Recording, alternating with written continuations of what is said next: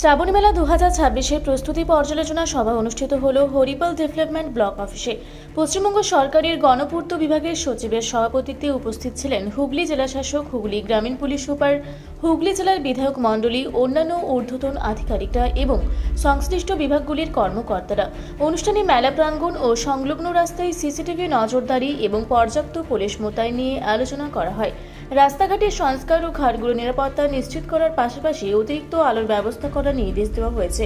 তীর্থযাত্রীদের সুবিধার্থে বিভিন্ন মোড়ে মেডিকেল এমার্জেন্সি ক্যাম্প, বিশ্রামাগার এবং শৌচাগার তৈরির তদারকি করা হয়।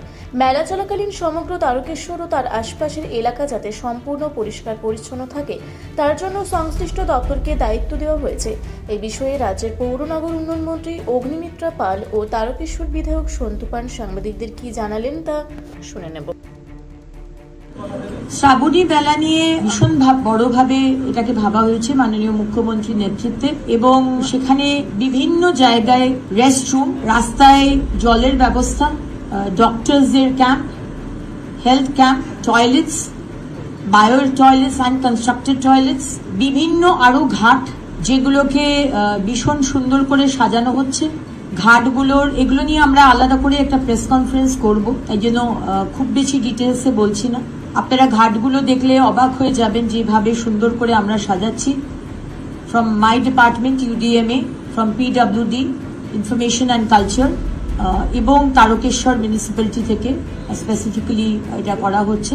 বিভিন্ন বাস এবং পাবলিক ট্রান্সপোর্টকে সেই ধরনের ডিজাইন করে সাজানো হবে ভীষণ সুন্দরভাবে। আমাদের ইচ্ছে আছে চন্দননগরের আমাদের যারা লাইটের কাজ করেন তাদেরকে দিয়ে সমস্ত রাস্তাগুলোকে সাজানো হবে, এবং রাস্তায় আমাদের যারা ভক্তবৃন্দ যান, অত্যন্ত গরম রাস্তাগুলো হয়, তাই জন্য আমরা ঠিক করেছি তাদের পায়ে যাতে ছ্যাঁকা না লাগে, কষ্ট না হয়, তাই জন্য জায়গায় জায়গায় আমরা জুটের কার্পেট পেতে দেবো এবং সেই কার্পেটের ওপর আমরা জল ঢেলে দেবো যাতে তাদের পায়ে কোনো অসুবিধা না হয়, ছ্যাঁকা না লাগে। এবং এই রেস্টরুমগুলোতে বড় বড় স্ক্রিন থাকবে যেখানে লাইভ দেখানো হবে যে কতটা ভিড় রয়েছে মন্দিরের ভেতরে, তাহলে তারা সেই অনুযায়ী তারা সেখানে যেতে পারবে। এবং খাবারের ব্যবস্থা তো থাকেই, আমাদের অনেক এনজিও তারা রাস্তায় খাবারের ব্যবস্থাও করে। কিছু কালচারাল প্রোগ্রামেরও আমরা ব্যবস্থা করছি। ভার্চুয়াল ইমেজিং যেরকম হয় সেরকম দিয়েও কিছু ডিজাইন করা হচ্ছে। কিন্তু এটুকু বলতে পারি যে এবারে শ্রাবণী মেলা প্রতি বছরের যেভাবে হয় তার থেকে কিন্তু একটু অন্যরকম হবে। কতগুলো ঘাটকে সাজাবেন? অনেকগুলো ঘাটই হচ্ছে, আমরা এক্সাক্ট নাম্বারটা এখনই বলছি না। আমরা যেদিনকে প্রেস কনফারেন্স করব আপনাদের নিয়ে সেদিনকে ডিটেলসে কথা বলবো। হ্যাঁ, সেগুলো মাননীয় মুখ্যমন্ত্রী সে বিষয়ে কথা বলেছে। তার ইচ্ছে যেগুলো খুব পুরনো অনেক দিনের সেগুলোকে আমরা সেইভাবেই দেখব। নবরূপে নবসাজে শ্রাবণী মেলা 2026 এবারে জাতীয় উৎসব শ্রাবণী মেলা পশ্চিমবঙ্গ সরকারের যে উদ্যোগ সেই উদ্যোগে হচ্ছে, এবং সেই সুবাদেই আমরা জেলা শাসক থেকে শুরু করে বিভিন্ন সেক্রেটারিরা যারা উপস্থিত ছিলেন আমরা একটা বৈঠকে বসি। সেখানে উপস্থিত ছিলেন দিলীপ সিং, চাঁদদানির বিধায়ক, সিঙ্গুরের বিধায়ক, উপস্থিত ছিলেন অরূপবাবু এবং উপস্থিত ছিলেন হরিপালের বিধায়িকা।